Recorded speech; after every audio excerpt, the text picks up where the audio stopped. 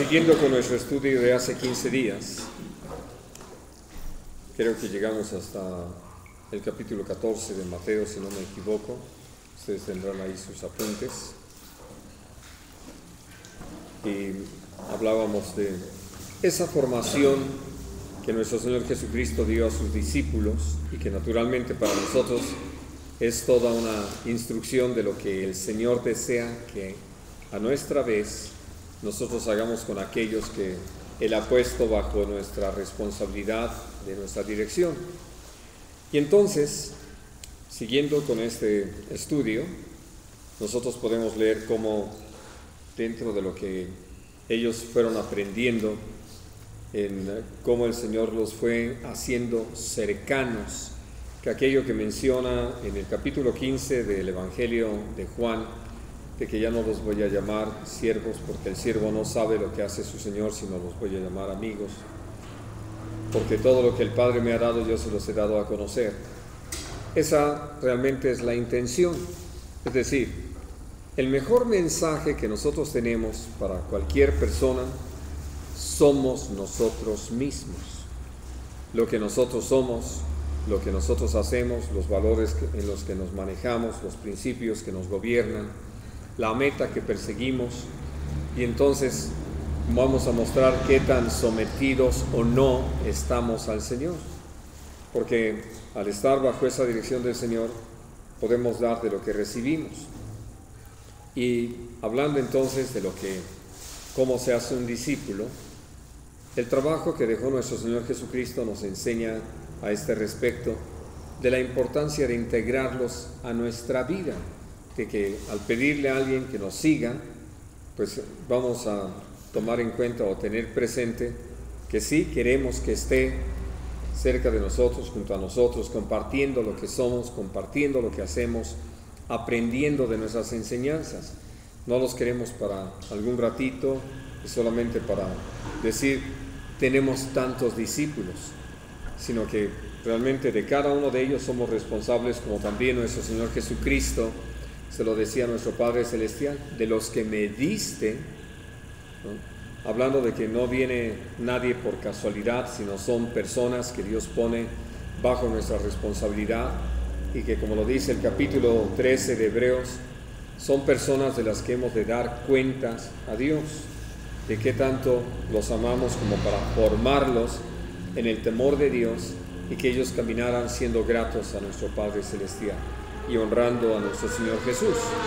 Ahora, al seguir entonces sobre esto, yo les comentaba cómo es que al ir creciendo en esa relación con nuestro Señor Jesucristo, empezaron a tener confianza para hablar sobre algunas cosas, como cuando le pidieron que les explicara lo de las parábolas, y cómo esto fue necesario que ellos pudieran entender que tenían un privilegio sobre otros, no solamente hablando de los incrédulos que estaban ahí a la mano, sino de gente que quiso ver y disfrutar de todo lo que ellos ahora estaban disfrutando, y no le pareció bien al Señor que así fuera, y que aún como lo dice también allí en el capítulo 11 de Hebreos, Dios reservó algo mejor para nosotros. Por lo tanto, hay mayor responsabilidad.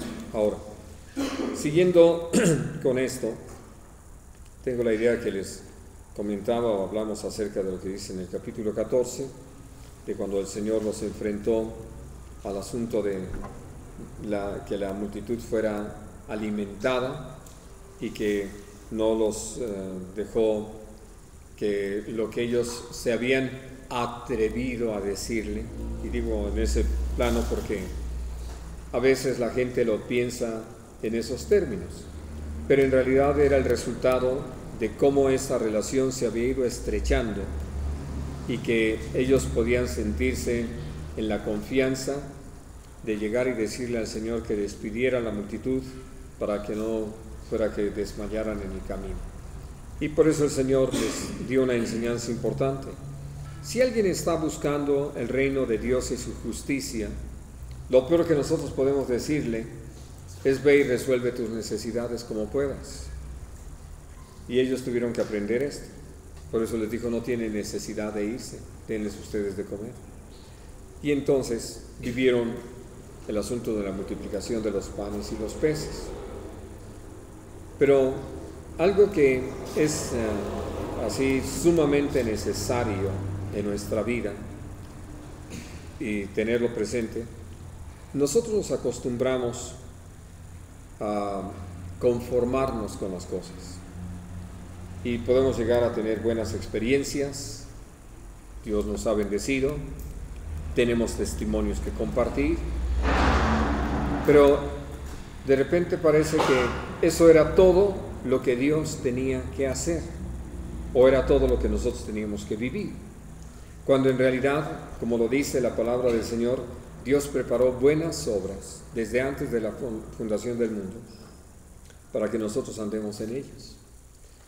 Y cuando uno piensa en nuestro Dios, viendo simplemente la creación, podemos entender que Dios no preparó unas pocas obras para que andemos en ellas, sino que, como Jesús se lo estaba diciendo a los mismos discípulos en la noche anterior a su crucifixión, las obras que yo hago, ustedes las van a hacer mayores por cuanto yo voy al Padre. Y como nosotros somos tan buenos matemáticos, decimos, bueno, mayores que las de Jesús, pero ya repartidos entre los miles de creyentes, creo que me toca alguno, ¿no? Y nos conformamos con ello, sin entender que realmente Dios nos ha llamado a que nosotros vivamos en una manera plena lo que el Señor tiene para nosotros. Bueno, y entonces, por eso los manda por delante, van ellos allí luchando en sus fuerzas para vencer el viento que les era contrario y poder cruzar el mar. Y nuestro Señor Jesucristo va caminando a ellos sobre las aguas. El viento seguía soplando, seguía siendo igual de fuerte, y si había podido detener el esfuerzo, no sé cuántos iban remando, pero podemos poner una cantidad conservadora de 6, entonces uno diría, pues debería haber avanzado la barca mucho más que nuestro Señor Jesucristo sobre el agua. Pero lo que ellos necesitaban aprender es eso. Acababan de vivir un milagro, y ahora que estaban allí, teniendo el viento contrario, ellos le ponían todo su esfuerzo para salir adelante. ¿A dónde llegaban? A nada. No podían avanzar. Y esas son de las lecciones tan prácticas que el Señor nos da, porque Él quiere que nosotros lo conozcamos, y que lo conozcamos en su plenitud, en su poder, en su sabiduría, en su gracia, en su justicia. Y entonces, por eso Él les muestra de una manera práctica cómo cuando se vive en el poder del Espíritu Santo, bajo la dirección del mismo, lo que vamos a vivir son las cosas que nunca podríamos vivir en nuestras fuerzas, en nuestros recursos. Y entonces, conocen ustedes la historia, como Pedro le dice que si es él y no un fantasma, pues que mande que vaya a él, y puede caminar algo sobre el agua antes de hundirse por andar mirando las circunstancias. Y el caso es que el Señor llega ahí y le dice algo importante a Pedro, y ustedes le pueden poner ahí el nombre de cada uno de nosotros, ¿no? ¿Por qué dudaste? ¿No? Como nos ha sucedido cuando Dios nos ha permitido llegar a determinadas experiencias, enfrentar determinados conflictos o tener determinadas necesidades. Y entonces enseñar cómo es que Él tiene el poder para hacerlo. Y he comentado esto. Ya la distancia que había caminado Pedro, la tuvieron que caminar de regreso para llegar hasta la barca. Así de que no fue solamente que el Señor lo sacó del agua, porque no estaba allí a la orilla de la barca, sino que había caminado. Y entonces lo llevó a vivir con Él, como es posible vivir de una manera sobrenatural. Entra a la barca, se calma el viento que les era contrario y ellos pueden llegar a la orilla. Bueno. Porque no se les va arrastrando, ¿verdad? No, ni cargando. Ni cargando. Lo bueno que se salvó. ¿Te parece que fue lo bueno, mijo? ¿Nos quieres platicar algo que no sabemos? Bueno, ya en el capítulo 15 viene algo muy interesante para nosotros, que forma parte de la experiencia vivir por seguir al Señor. Nosotros nos vamos a encontrar como la gente que ya está antes que nosotros y que han hecho toda una estructura religiosa alrededor de lo que es la relación con Dios, pues van a suceder cosas como las que seguramente ustedes han visto, donde si no nos vestimos de determinada manera, si no nos abstenemos de comer determinadas cosas, si no guardamos determinadas prácticas, entonces inmediatamente hacen un señalamiento. Forma parte de la experiencia. Ahora, ¿qué es lo que nos permite mantenernos firmes en la práctica de lo que estamos haciendo?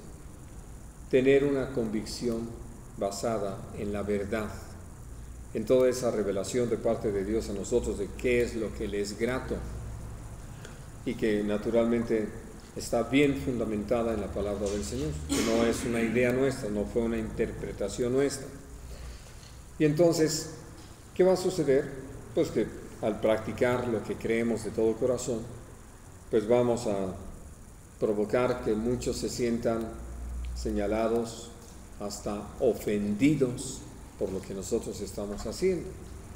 Y entonces Dios nos muestra cómo al formar a los discípulos es importante que, siguiendo el ejemplo del maestro, porque ustedes recuerdan que una de las cosas que le llamó la atención a Simón el fariseo es que Jesús no se lavó las manos antes de comer, una práctica tan observada por ellos. Y aquí en este pasaje está hablando de cómo habían observado a los discípulos de Jesús, pues que no se habían lavado las manos antes de comer, ¿no? Y entonces, al hablar sobre este aspecto, nuestro Señor Jesucristo aprovechó para dejar muy claro cómo por observar nuestras prácticas y tradiciones y todo eso, terminamos invalidando los mandamientos del Señor, aquello que el Señor sí desea que nosotros tengamos presente y que practiquemos y que no lo dejemos de lado como si fuera cualquier cosa, sino que, como lo dice la palabra, la ley del Señor es santa, es justa, es buena, y que realmente todo lo que el Señor ha pedido tiene un propósito de vida eterna, no va en el plan de destrucción. Y entonces, cuando contesta todo esto, nuestro Señor Jesucristo cita al profeta Isaías: este pueblo de labios me honra, pero su corazón está lejos de mí, ¿no? Pues en vano me honran, ya que lo que aceptan como doctrinas no son sino mandamientos de hombres. Y creo que ustedes tienen, como un servidor, la experiencia de ver que muchos son muy cuidadosos de observar este tipo de mandamientos de hombres que han terminado nulificando realmente la enseñanza de la palabra de Dios. Y entonces, por eso Jesús dio esta enseñanza tan importante de no es lo que entra por la boca lo que contamina al hombre, sino lo que sale por la boca, que viene del corazón, porque del corazón sale todo lo malo, ¿no? Todo lo que realmente contamina. Y fue enseñando entonces a los discípulos sobre estos aspectos. ¿Por qué? Porque uno puede tener, como lo hicieron los fariseos, toda una apariencia de piedad, pero como lo escribió el apóstol Pablo, pero ya con los hechos niegan la eficacia de la misma. Así de que entonces, por eso, hablando acerca de cómo es tan importante para nosotros, como lo dice el libro de Proverbios, que cuidemos nuestro corazón, porque de él mana la vida, que no haya nada en nuestro corazón que vaya a impedirnos amar como Dios desea que amemos, ¿no? Que nuestro corazón sea un corazón limpio para Dios, y eso es lo que nos va a dar la esperanza de un día poder estar en la presencia del Señor y verlo a Él. Ahora, dentro de lo que también fue su experiencia, es que dice que nuestro Señor se va a la región de Tiro y Sidón, algo que es muy de llamar la atención por las instrucciones que Él mismo le había dado a los apóstoles de ir a las ovejas perdidas del pueblo de Israel. Así que prácticamente salirse del territorio era algo extraño, pero como sucedió cuando fue a Gadara, había todo un propósito, algo que enseñarle también a los discípulos. Y es cuando viene esta mujer para pedirle que intervenga en la situación que vivía su hija de estar poseída, y que nuestro Señor Jesucristo no le hacía caso, pero la mujer insistía. Y quiero que ustedes entiendan conmigo que no era que no le importara al Señor hacerle caso. Había algo que enseñarle a los discípulos. Y entonces los discípulos, al ver que esta mujer insistía, pues hicieron algo muy, muy humano, ¿no?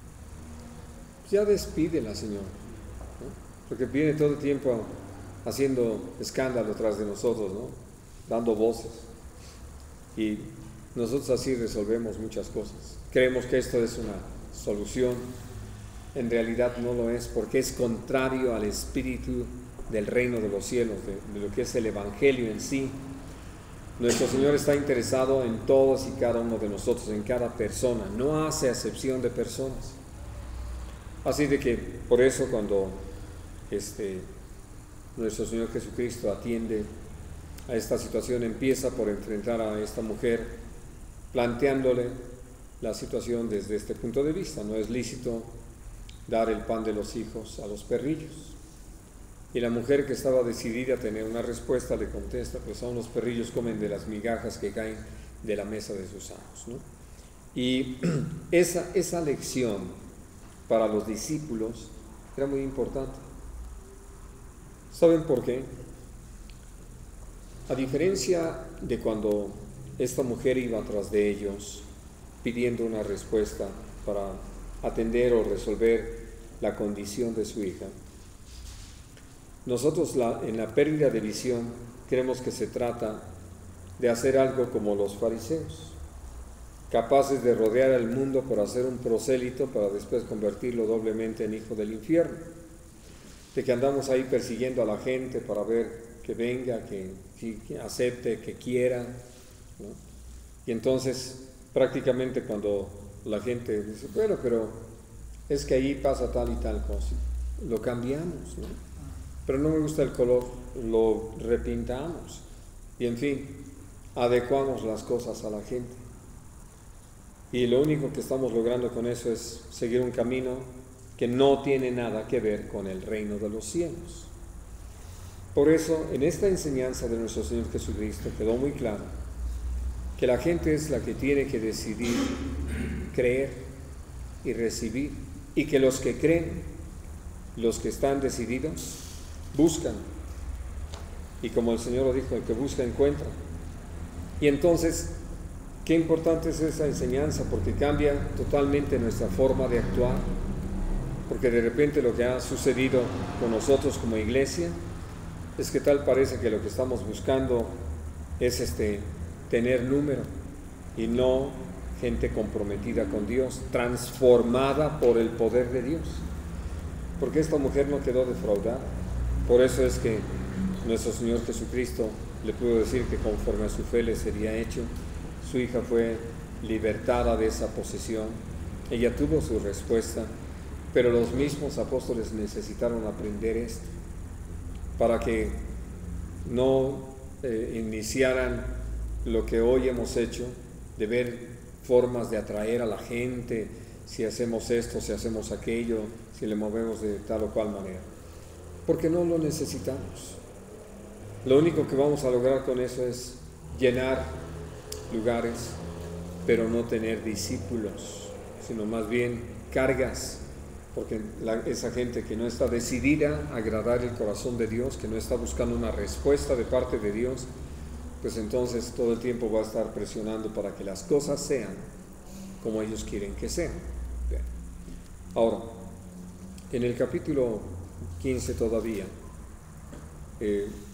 viene otra vez la situación de los que venían siguiendo a nuestro Señor Jesucristo, y aquí menciona en el en el versículo 32, que ya hacía 3 días que estaban con Jesús. Sí, los que habían llevado provisiones pensando en poder estar ahí, pues seguramente para ese momento todos se habían consumado. Y entonces los discípulos se enfrentan otra vez a esto. Parece increíble, ¿no? Porque por lo que Dios nos permite saber, no había transcurrido tanto tiempo desde la antigua multiplicación de los panes y los peces. Así de que creo que cuando uno tiene presente esto, sabe uno que el Señor puede obrar de cualquier manera, pero no se equivoca en esto.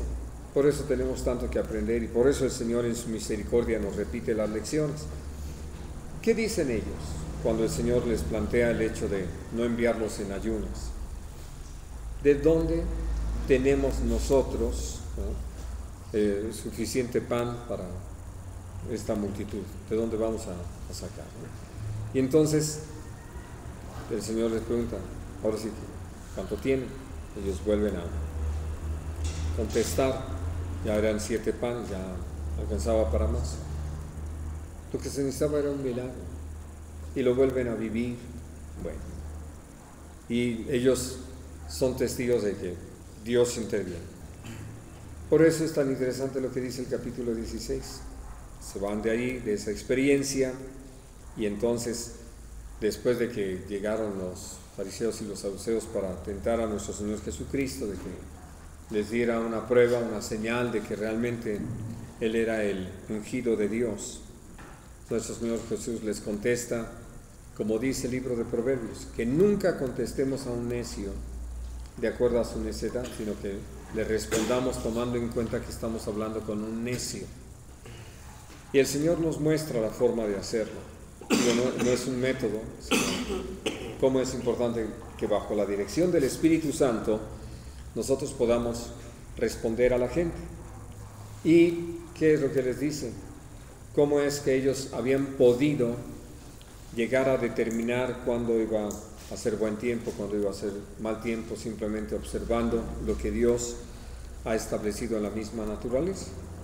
Pero que conociendo la palabra, que era lo que presumían por ser fariseos o saduceos, no habían atendido a todas las señales con las que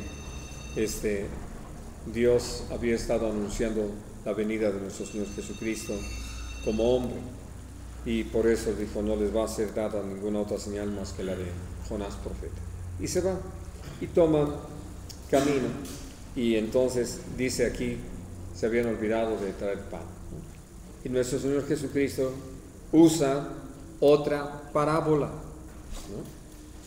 Y les dice, guárdense de la levadura de los fariseos y de los saduceos. Esto es lo que nos ha sido tan interesante considerar. ¿Hasta dónde nosotros tenemos endurecido el corazón? ¿Hasta dónde, hablándonos el Señor de cuestiones espirituales, nosotros pensamos en lo material? Y menciono esto porque, hablando con algunos, y ya lo había comentado en alguna otra ocasión, pero me he vuelto a encontrar con los mismos casos de gente que me expresa su deseo de servir a Dios, y yo les digo, ¿y qué esperan? ¿No? Dice, bueno, es nada más, ahora que me jubile, ¿no? Entonces lo que están diciendo es que van a seguir dependiendo del dinero, de lo material, no de Dios. Lo peor de esto, ¿saben qué es? Es lo que le van a enseñar a la gente a la que vayan a predicarle, ¿no? Por eso no es extraño que muchos estén insistiendo tanto en los diezmos y las ofrendas, porque evidentemente no han tomado esa decisión de una verdadera dependencia de Dios. Y entonces por eso, cuando podemos ver esta situación que se presenta aquí, los apóstoles estaban todavía, lo dice el Evangelio de Marcos, con el corazón endurecido. Por eso el Señor los tiene que llevar a considerar aquello de lo que ya eran testigos, que hablaba acerca de cómo Dios no tiene problema para suplir necesidades, y que no habían hablado de la necesidad de unos, sino de miles, y que entonces el Señor había obrado un milagro y sigue siendo el mismo. El Señor no ha cambiado, pero nosotros de repente nos olvidamos de quién es Él, de quién es el Señor, quién es el que hace las maravillas, quién hace los prodigios. Bueno, y entonces, hablando de una situación como esta, pues lo que el Señor deseaba es precisamente que se guardaran de la doctrina de los fariseos y los saduceos. ¿Por qué? Porque aunque citaran pasajes de la Biblia, la tendencia, la interpretación, el uso que le daban, totalmente contrario al espíritu de la Escritura, a lo que el Espíritu Santo nos dirige. Y entonces, después de que habló de todo esto, los lleva a un punto que uno podría decir, nosotros ahorita podríamos contestar, porque doctrinalmente no los hemos aprendido. Pero hay algo que realmente ha sido impresionante escuchar de pastores. Y lo escuchábamos ayer de uno, donde en su razonamiento, hablando de nuestro Señor Jesucristo, que fue la pregunta que les hace Él a sus discípulos. Primero, ¿quién dice la gente que soy? Ya responden. Pero ¿quién dicen ustedes que soy? Y qué importante es definirlo. ¿Por qué? Porque uno de estos pastores dice, bueno, Jesús, dice la Biblia, era de la simiente de David. Así es de que el verdadero padre era José, porque él era de la casa de David. Entonces, no me atrevo a decírselo así francamente a la iglesia, por lo que la gente cree que sucedió. Y entonces, la obra del Espíritu Santo, formando el cuerpo de nuestro Señor Jesucristo en el seno de María, ¿qué? ¿No lo cree? Y estamos hablando de gente que predica la palabra. Y entonces, ¿cuál es el punto de partida? Por eso Jesús llegó un momento en que ya lo habían visto sus milagros, habían oído su enseñanza, habían visto su proceder. Pero aquí vamos a definir las cosas.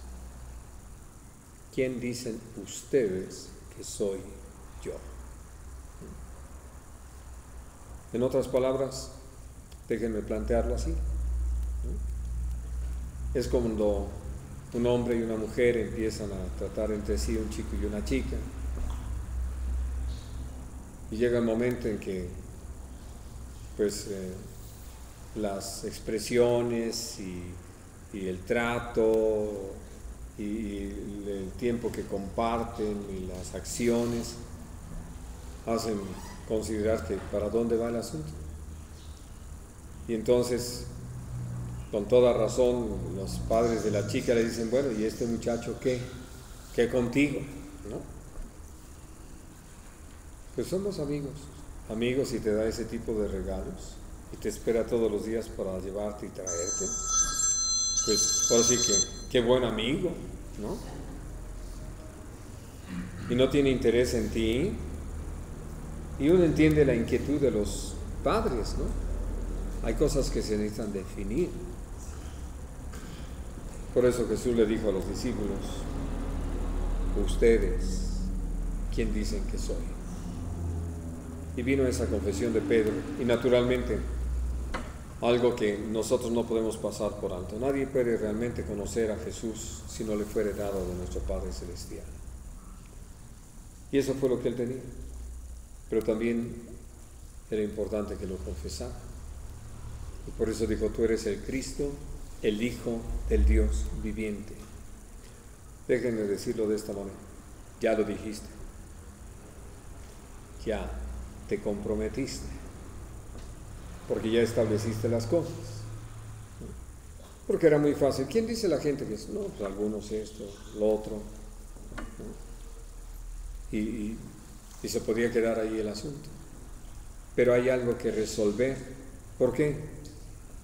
Porque no se trataba solamente de las enseñanzas de un buen maestro o un nuevo profeta, sino de el Hijo de Dios, con la autoridad suficiente para establecer todas las cosas, que por eso podía haber enseñado otra y otra vez: ustedes oyeron que fue dicho, mas yo les digo.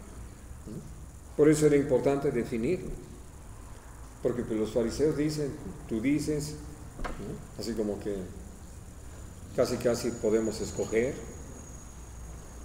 Ellos tuvieron que entender que o seguían a Jesús o no lo seguían. Y si lo seguían, lo iban a reconocer como quien es. Y ustedes y yo hemos aprendido también la importancia de que la gente defina esto. Jesús lo dijo de esta forma: ¿por qué me llaman Señor y no hacen las cosas que yo les mando? Y algunos dirán: bueno, es que todos te dicen Señor. Sí, exactamente. No hay el reconocimiento y menos la sujeción al Señor para obedecer sus mandamientos y sus órdenes.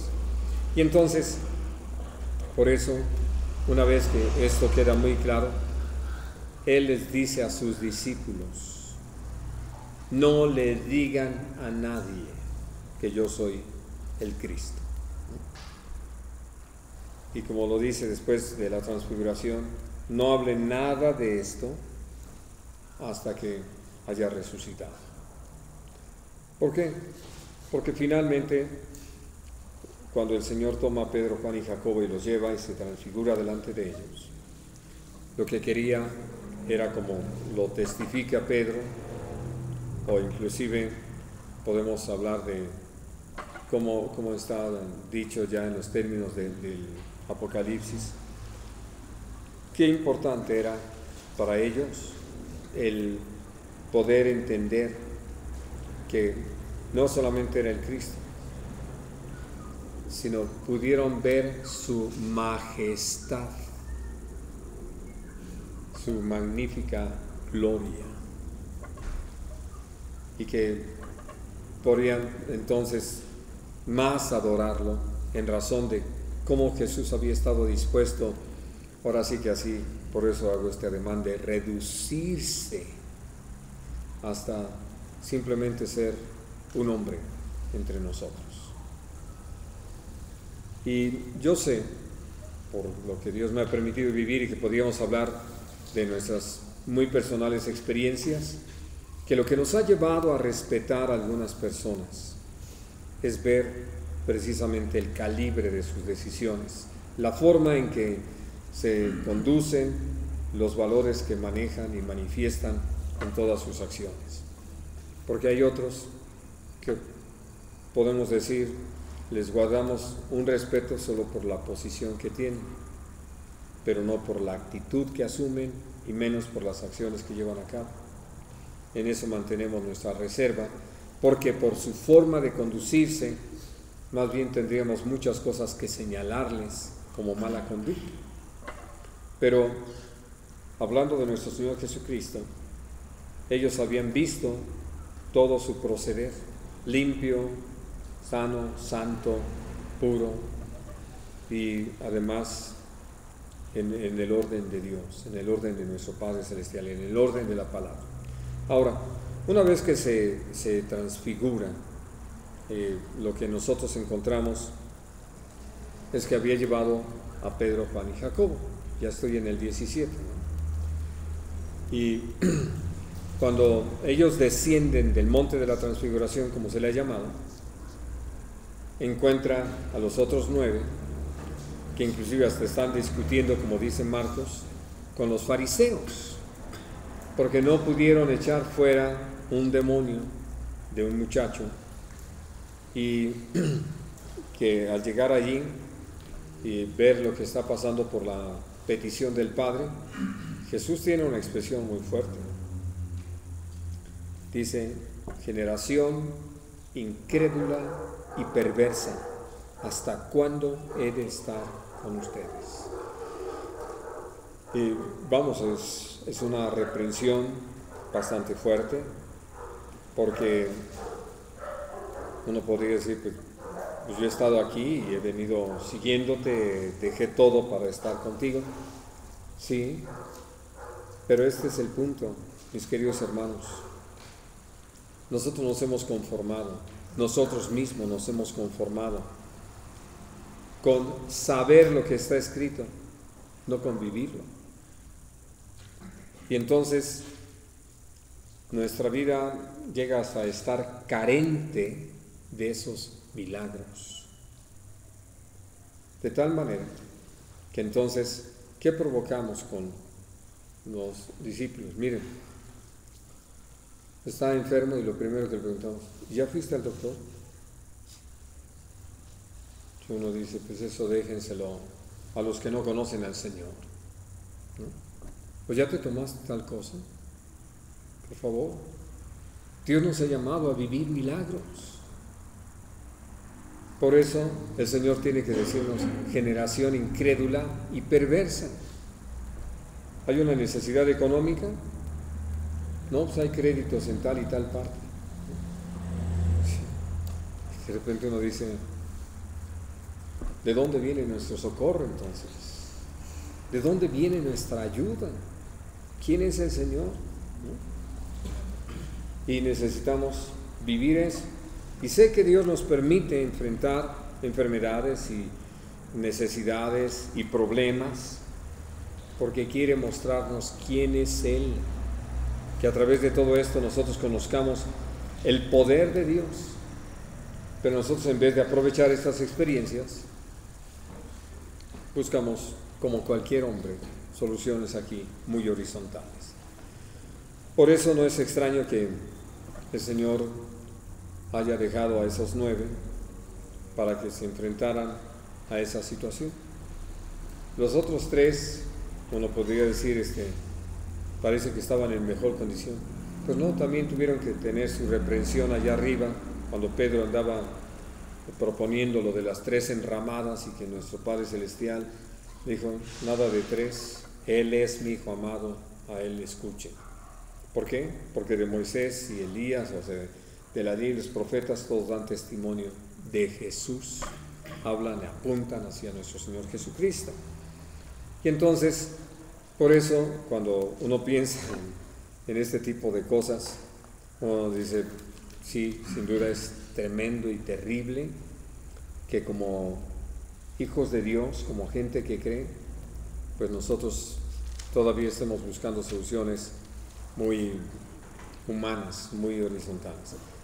Allí mismo en el 17, cuando está hablando de esto, y que ya, pues ahora sí que cabizbajos y cariacontecidos por no haber podido echar fuera el demonio y ver, déjenme plantearlo así, con qué sencillez el Señor lo echó fuera. Y el muchacho quedó libre, y el padre, satisfecho, contento y agradecido, le preguntan: ¿por qué nosotros no pudimos echarlo fuera? ¿No? Y el Señor les dice esto: por vuestra poca fe. ¿No? Entonces, no está aquí, está en Lucas. Sencillo: Señor, aumentanos la fe. ¿No? Pero no es cierto, no va por ahí el asunto.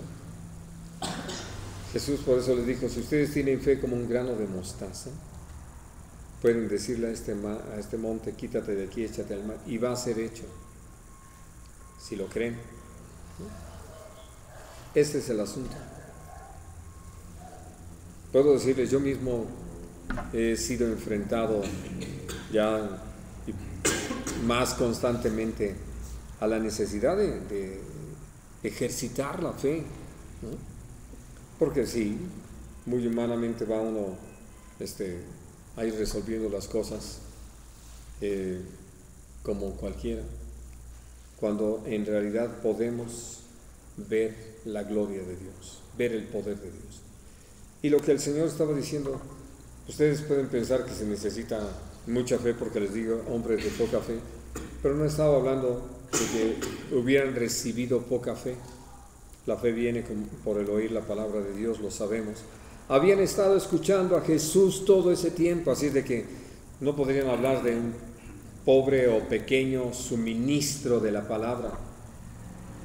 Era abundantísimo. El asunto es si lo ejercitamos o no. Ahora sí que he usado el símil de los músculos, porque ahí está. Pero no van a crecer solitos, no es. Ahora sí que déjenme abusar del asunto, decirle, Señor, pues que me crezcan aquí los músculos, ¿no? Sino Dios nos llama a ejercitarlos para que en el ejercicio vayan creciendo. La fe igual. Dios nos ha llamado eso, a crecer. Por eso era importante esta experiencia, donde un fracaso en realidad se pueda convertir en una victoria, en un aprendizaje tan sólido que traiga un resultado para la gloria de Dios.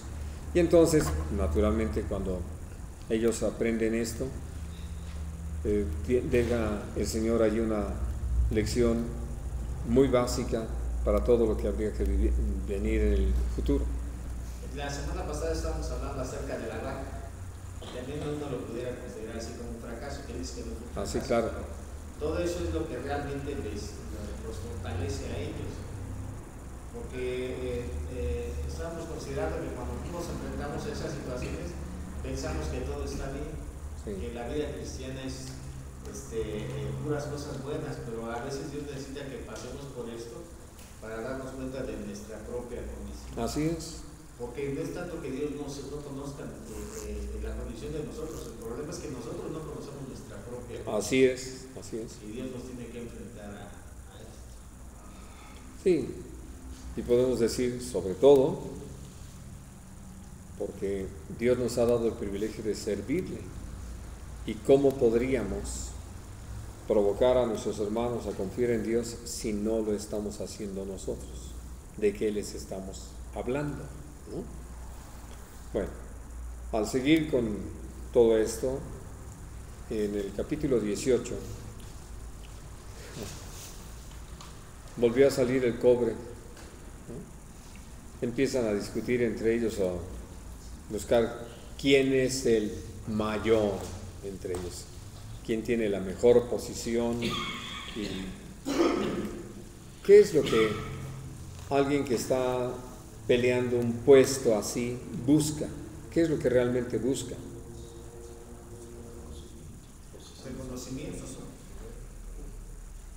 que los demás lo sirvan, ¿no? Que estén bajo sus órdenes, ¿no? Poder enseñorearse de la gente. Bueno, por eso es que en lo que el Señor habla con ellos, les dice: ay del mundo por los tropiezos, pero hay de aquellos por quienes vienen los tropiezos.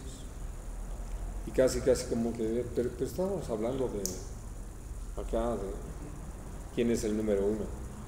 Exactamente, por eso, ¿no? Porque cuando uno busca una posición, pues ya perdió la visión, ya no entendió de qué se trata.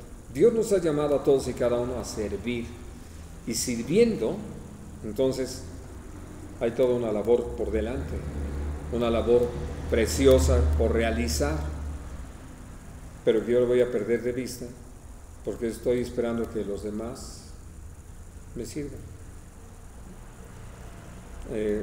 Algo que ha sido un comentario que hemos escuchado en varias ocasiones es cuando los papás están de vacaciones en casa, ¿no? Y que empiezan a hacer cosas a favor de la casa, o que quieren darle un poquito de descanso a la esposa y se ponen a cocinar, pero que empiezan: fulano, tráeme esto, perengano, tráeme lo otro, ¿no? Tú, encárgate. Y entonces, así como que los hijos y la misma esposa dicen, mejor déjanos hacerlo, ¿no? Porque están allí en su trono y desde el trono nada más piden. Y créanme, esa es una pésima enseñanza. Creo que ustedes conocen hogares, si no, por lo menos veanlo en una telenovela, que el padre de familia, ¿no? Cuando llega la hora de la comida, en primer lugar, ¿ya está la comida? Porque ya tiene que estar. Y va y se sienta. Y la mamá pues tiene que encargarse de servir. Y si hay hijos varones, se sientan.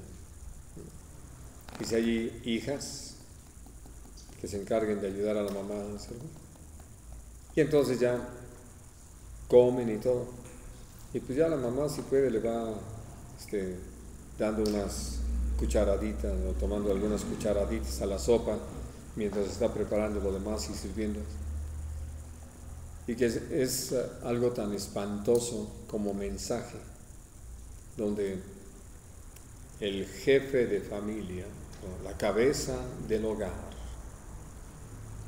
no ha pensado en su cuerpo, ¿no? En la esposa, y que sí, muy exigente para pedir que le sirvan y que le hagan y que todo. Y eso es precisamente lo que el Señor estaba combatiendo. Y por eso el Señor habla de eso. Y lo lleva a un punto que a uno pudiera parecerle un extremo, pero que habla de la eternidad, del valor que tiene para nosotros la eternidad. Si tu ojo, si tu mano, si tu pie derecho te son ocasión de caer, córtalos, sácalos, échalos de ti. Mejor te es entrar tuerto, manco, cojo al reino de los cielos que todo entero ser arrojado al infierno, ¿no? Y entonces, por eso, el Señor, que estaba hablando de esos aires de grandeza de algunos, vuelve a mencionar a los pequeños y está hablando de los tropiezos, porque finalmente la soberbia de la vida, que es lo que tiene que ver con el que yo quiera ser grande o reconocido, o que cuando yo llegue pues todos se callen y atiendan a mi llegada, ¿verdad? Y que me cedan el principal lugar y cosas por el estilo, por el concepto que tengo de mí mismo, pues entonces evidentemente no me importa la gente. Y Jesús vuelve a lo de los pequeñitos, dice así: es de que cualquiera que menosprecia a uno de estos pequeños, tiene que saber que sus ángeles están delante de nuestro Padre Celestial, y que en el reino de los cielos hay gozo cuando un pecador se arrepiente, y que viene como un pequeño en el Evangelio, alguien nuevo, porque nuestro Señor Jesucristo, como buen pastor, es de los que dejan las 99 en el redil y va a buscar a la que se perdió, y que cuando la encuentra la puede traer con gozo de regreso al redil, ¿no? Y son de las cosas que necesitamos aprender. Y hablando de que no, pues ya se perdió, para que no se fija, ¿no? Ya llegamos, ya estamos aquí seguros, ya si se sobrevive para el siguiente día, pues a todo. No es la actitud de un siervo. Estaba preparando discípulos, siervos, mensajeros fieles, administradores de la gracia. Y entonces, por eso va a esos puntos que vienen a ser para nosotros tan importantes. La iglesia, como lo hemos aprendido, es una comunidad de perdón. Ninguno de nosotros podría formar parte de la iglesia si no hubiera sido perdonado por el Señor.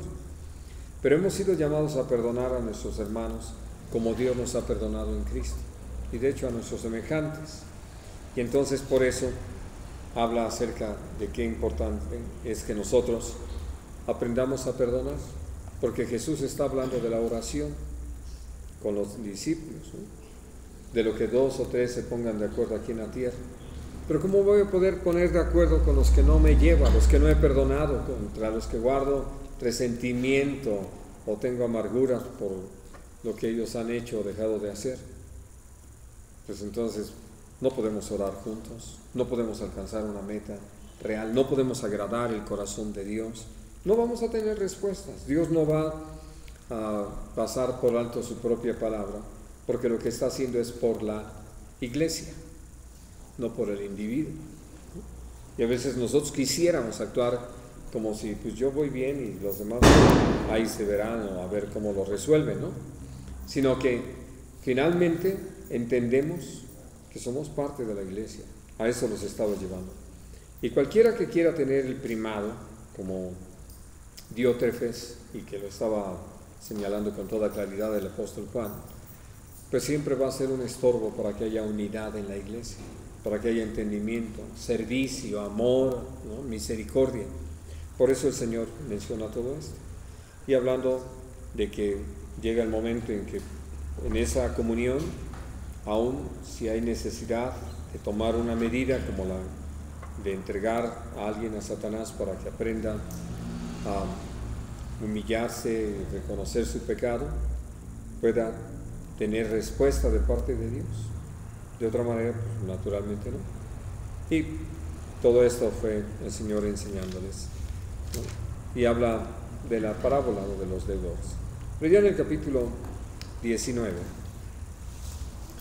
cuando nuestro Señor trata este tema con los fariseos del divorcio, y Jesús enseña cuál es la única causa por la que alguien puede divorciarse y volverse a casar. Los discípulos tienen una expresión muy singular que haríamos mal pasar por alto. Dice: si así es la condición del hombre con la mujer, pues entonces no conviene casarse. Y diría ahí rápido el apóstol Pablo: entonces, ¿qué? ¿Quemarse? ¿No? Pues no.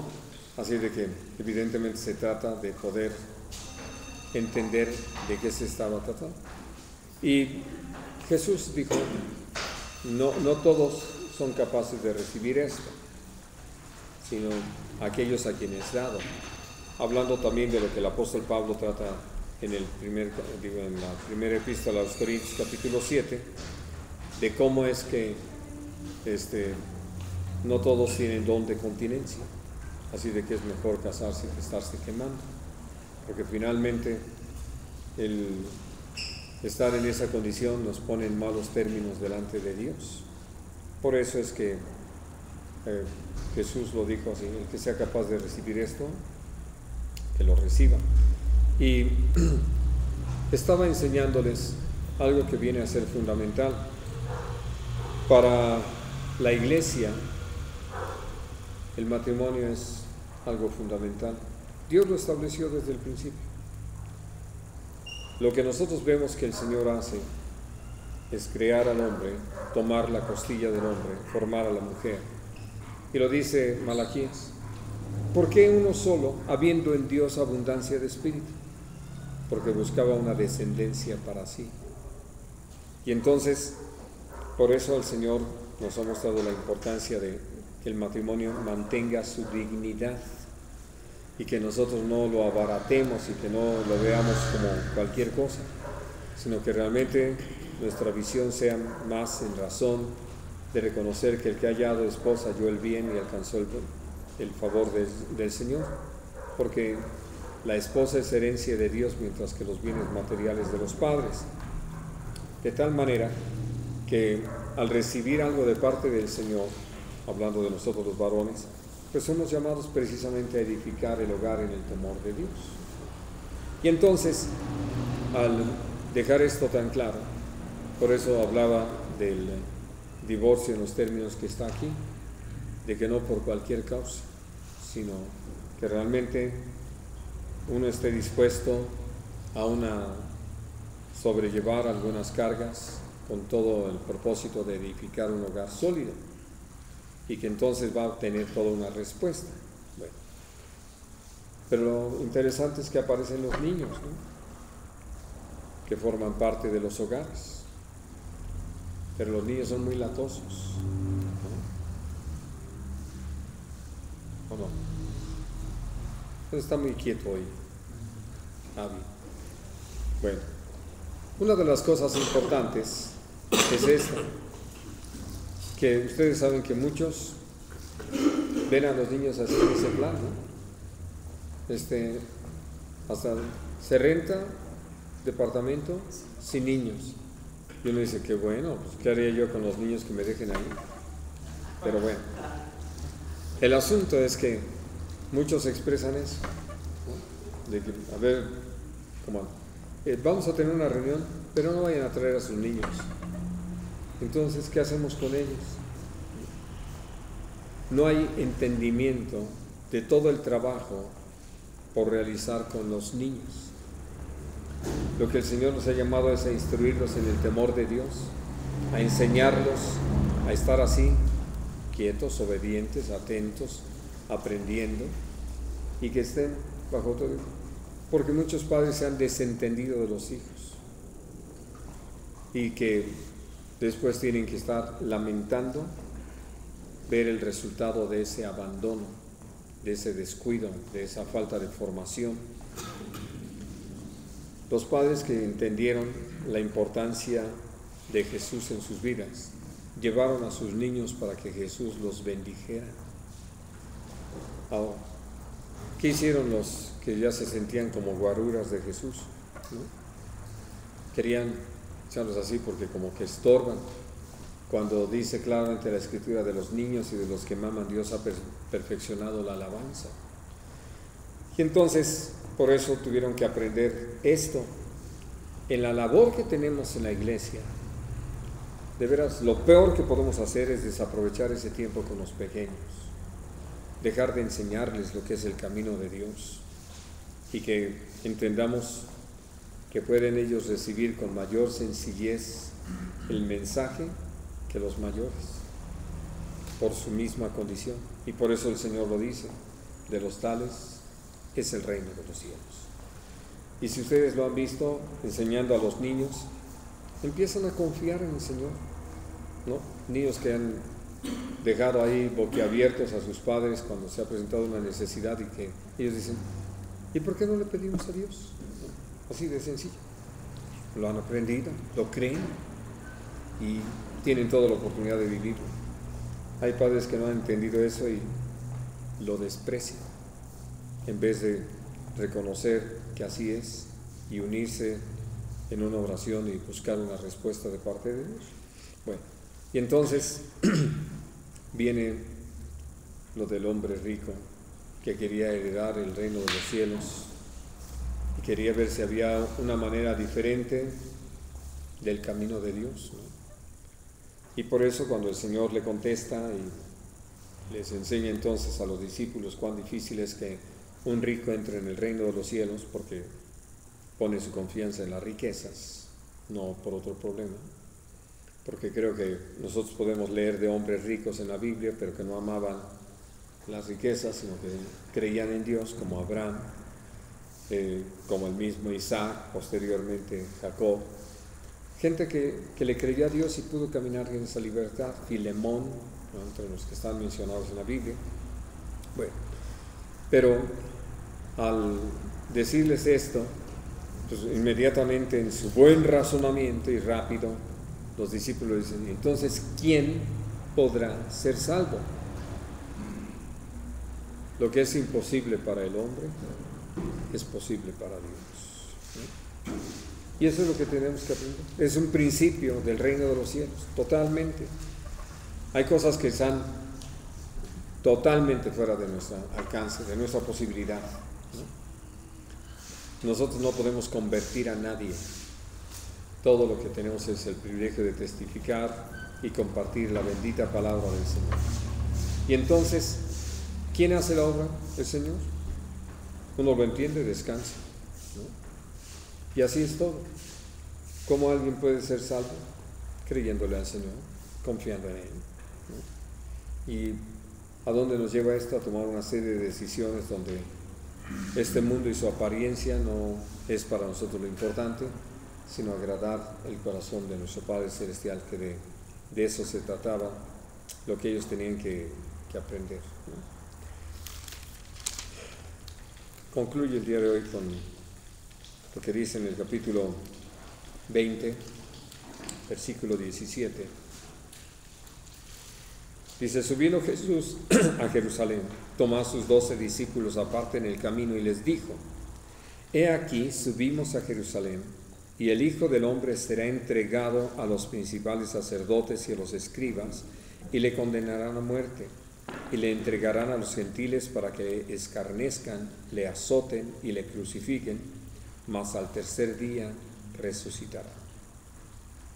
Bueno, está hablando precisamente de cómo es que lo que venía en los días siguientes iba a ser una prueba tan fuerte para ellos, y que se los estaba diciendo en una manera oportuna. Había estado nuestro Señor hablando ya de esto con ellos, pero se los dice: ahora sí, vamos a Jerusalén, lo que va a pasar es esto. El Señor nunca nos ha ocultado las cosas. Leyendo ahí en la segunda epístola del apóstol Pedro, donde él dice cómo nuestro Señor Jesucristo ya le había anunciado que su partida estaba cerca, pues es un gozo saberlo, ¿no? De cómo Dios nos habla de las cosas, no nos deja caminar a oscuras, sino que realmente su deseo es que caminemos con pleno entendimiento de qué es lo que viene. Y así como en todas las profecías nos ha estado anunciando el tiempo que vivimos, nosotros podemos tener confianza que aún en lo personal el Señor quiere que nosotros tengamos conocimiento de lo que son sus planes y propósitos para con nosotros, pero también lo que tiene que ver con la vida de la iglesia y lo que pueda traer como una consecuencia. Y entonces habla acerca de lo que Él vino a hacer y que ellos iban a ver en estos términos: cómo lo iban a rechazar, cómo lo iban a maltratar, cómo iban a terminar crucificándolo para que resucitara el tercer día. Y lo mejor sigue a continuación, ¿no? Llega la mamá de Juan y Jacobo a decirle: sí, ya está muy bien, pero uno de mis hijos a tu derecha y el otro a la izquierda. Ahora sí, como parece, ¿entendieron de qué se trataba? Quiero que lo piensen un poquito, digo, porque nosotros entendemos. Jesús dice: me van a crucificar, ¿no? Y viene la mamá y dice: pero uno de mis hijos a tu derecha y el otro a la izquierda. ¿Pueden imaginar el cuadro? Casi sustituyendo a los dos ladrones, ¿no? Porque no le interesaba a Jesús. A la mamá le estaba diciendo: ¿sabes qué? No me interesa que te vayan a crucificar. No, yo nada más quiero la posición de mis hijos, ¿no? Es que ella ni siquiera estaba prestando atención. Miren, de veras es sumamente... Sí, es decir, el Señor está hablando de algo necesario, imposible haber salvación si no hay esto. Claro que ella no estaba pensando en que crucificaran a sus hijos, para nada. Ella estaba pensando en el asunto de ya el reino y la gloria. Pero esto viene a ser importante para nosotros porque a veces no prestamos atención a lo que se nos está diciendo. Vamos, empiezan a hablar, hay un lugar así, hacen, lo quiero, hay un precio a pagar, yo lo quiero,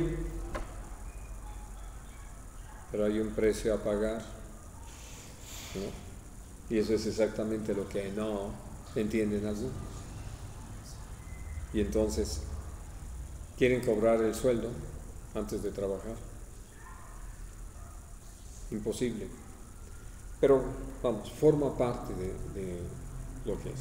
Por eso cuando Jesús les dice a Juan y a Jacobo: ustedes pueden beber de la copa que yo voy a beber y ser bautizados con el bautismo. Y ellos dicen: podemos. Bueno, no solamente pueden, lo van a vivir antes de poder estar allá. Pero dice: de todas maneras, el que alguien esté a mi derecha o a mi izquierda, eso solamente es un asunto de mi Padre Celestial. Muy bien, vamos a dejar aquí nuestro estudio de este tema. Creo que ya aprendieron bastante y han estado trabajando muy fuerte, entonces ya tienen muchas experiencias. ¿Tienen alguna pregunta o algún comentario sobre lo que hemos hablado hoy? Cuando Jesús habla acerca de los perrillos, lo hace tomando el ejemplo de los perros que hay, las migajas. Sí, es una parábola. Es una Sí. parábola, No es una ofensa. Es como lo veía el pueblo de Israel, ¿no? Que ellos sí veían a los pueblos de una forma Despectiva, sí. Sí, porque en sí les ponían ese título de perro. Sí, así es. Ellos sí, en el caso de Jesús no era de esa No es que, forma. así es, no era cultural. Ajá, pero los judíos sí lo veían así, se creían del pueblo. Único, especial, a pesar de. Así. Sí. Sí, esta generación perversa e incrédula, platicaba con un hermano y me invitaba a una iglesia que no, y ahí estamos haciendo liberaciones. Y si está fuerte, dice, si te da miedo, no vayas. Le digo, no me da miedo. Y me dice, no, ahorita tenemos una situación, dice, fue llevar a un muchacho y dice, y no pudimos, dice, no salió el monte. Dice, pues vamos a hacer otra sesión. Y pensaba en esto, ¿no? Bueno, pues entonces, ¿de qué me estás hablando? Tal vez no te da miedo, pero la autoridad tienes de Cristo para hacerlo. Y no, pero pues es que es algo muy pesado, digo así. Y hablando de esto, ¿no? Y yo dije, bueno, el primero que lo debe de creer es tú eres el que lo estás practicando y lo puedes. Y bueno, me hablaba de un grupo de personas. Así es. Y Dios me llevó a esto, ¿no? En realidad era que, pues, ahora sí ya es algo muy humano, no es tanto hacerlo con dirección del Señor, de su misma concupiscencia que tiene atracción. Y muy probablemente ni poseído. Digo, porque lo hemos visto ya en algunos casos de gente así, ¿no? que llevaban una semana liberando a una mujer que no tenía nada. No, además creyente, un hermano. Pero ahí se le ocurrió a un predicador guatemalteco decir, tiene demonio y todos encima. Le digo, pues ¿qué tiene demonio de resistencia o qué? Sí, Pablo.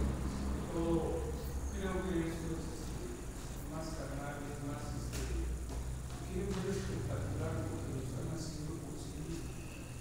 Porque cuando es el nombre del Señor Jesús y el poder de la autoridad, no es espectacular, es relajo.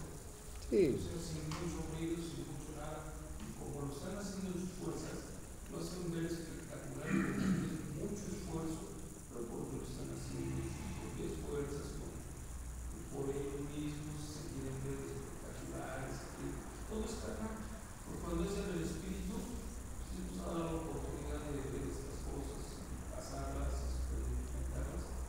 Cuando va con el poder y la autoridad del Señor, sin más nada, no va a aparecer lo que sin ruido y mucho más. Así es. Tengo dos preguntas, pastor. Yo tengo dos preguntas. Cuando dijo el Señor, Isaías decía, este pueblo de labios me honra, pero su corazón está muy lejos. También decía, en otra, creo también está en Isaías, decía, para que viendo no vean. Para que en su tiempo, dice, yo lo sabe. No, nunca dice eso. ¿Cómo es? No, dice que no todo es negativo. Entonces, como más próximo es el No, para que oyendo no oigan, para que viendo no vean, porque su corazón se ha engrosado. Sí, para usar la forma en que está escrito es para que yo no los sane y no sean salvos. Y bueno, ahí, entonces cuando usted dijo sobre los apóstoles, decía, y mayores obras harán, y si las hicieron. O sea, llegó un momento en que fue todo lo contrario, ¿no? O sea, porque él estaba diciendo para que yo no lo sane. Entonces, no está hablando de los apóstoles. Porque todo fue sanado en el nombre de Jesús. Pero no está hablando de los apóstoles. No. Está hablando, cuando está hablando de que sana, o sea, lo estaba diciendo ahorita, yo me pregunta era, ¿pasa el tiempo? Entonces, ¿de los apóstoles o de los discípulos? Perdón, de los discípulos. Porque mayores cosas harán ustedes. Entonces, el tiempo que era un tiempo que tenía que cumplirse, o cómo era eso exactamente. O sea, el pueblo dijo, ustedes no van a ser sanados. Yo creo por su falta de fe, o sea, por la dureza de su corazón. Sí, por su impiedad. Entonces, cuando le dijo a los discípulos que y por cierto también esta es la... ¿Tú te refieres a que sí hubo sanidades? La pregunta también es eso. Cuando le dijo que pues, generación ¿sabes? Para sus discípulos, ahí ha hablado también de oración y ayuno. Sí. Pero también entra algo que yo lo vi.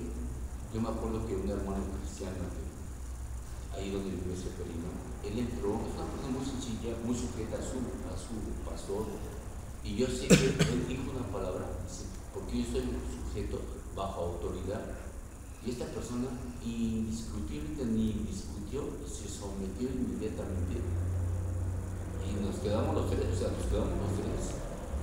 rápido fue esto, o sea, como digo Pablito, pero también dice, porque yo soy sujeto bajo autoridad. Me dijo que eso dijo ese hermano, y yo lo he visto por sus actos, que es una persona que da mucho, o sea, vale la pena escucharlo. Y hay otros que dicen no. Eso tiene por sus frutos se conocen. En estos términos. No, porque puede haber creído y echar fuera demonios y no ser grato al Señor. Claro, y lo dijo Jesús. ¿Cómo va a haber gente que va a venir delante del Señor para decirle, no echamos fuera demonios en tu nombre y pusimos las manos sobre los enfermos y sanados? Y el Señor les va a decir, no los conozco, hacedores de maldad. Porque tú puedes ejercer eso y olvidarte de que Dios te llamó a ser santo, santificado para la gloria de Dios. Sí, porque muchos se enfocan en esto, ¿no? Al echar fuera demonios, y ya ahora sí que ya dicen, no, pues ya no soy santo. Y esto, ¿no? Lo que el Señor los enfrenta, ¿no? Y me dirán, Señor, pero no vas a estar. Sí, porque no todo el que le dice Señor, sino el que hace la voluntad de nuestro Padre. Entonces, hermano, ahí trae lo que estaba diciendo usted cuando Pedro, cuando Jesús les pregunta quién es, dicen que él es, y Pedro contesta que él es el Cristo. Entonces la importancia que no solamente es echar demonios en su nombre, sino reconocer quién es él. Por decir, en estas fechas, yo pienso que hay mucha gente que no celebra la Navidad, y su argumento es decir que no nació el 25, y pues es válido, no sabemos que no nació el 25. Fue el 24. Aquí está. Incluso en esto, ¿no? No, pero a lo mejor lo que no estamos celebrando, por decir, un cumpleaños, o sea, estamos agradecidos por un... Porque es Dios entrando a la historia de la humanidad, o sea, como estaba diciendo César, como inmensidad hacia ese hombre. Entonces, a partir de ahí ya podemos reconocer que Él es Cristo y no solamente un maestro. Entonces, ya en base a eso, pues inclusive podemos reconocerlo no solamente de echar fuera de Dios, sino todo nuestra vida. Sí, porque el hecho de reconocer a Jesús como quien Él es que entonces sabemos que por ahí hay que alinearse y que se trata de agradarlo a Él, de servirlo a Él, de obedecerlo a Él, de hacer su voluntad. Sí. Sobre esto de la fecha, yo le empecé a considerar un hermano, los que vienen a Guerra, y me decían, no, es que no es esa fecha. Le digo, bueno, tú estudias ahí libros judíos. Sí. Le digo, a ver, dame la fecha que viene aquí en el calendario. Y pues sí, me dice, noviembre o diciembre. Pues ahí está, le digo, ¿qué día tú celebras la Navidad? Pues el 25.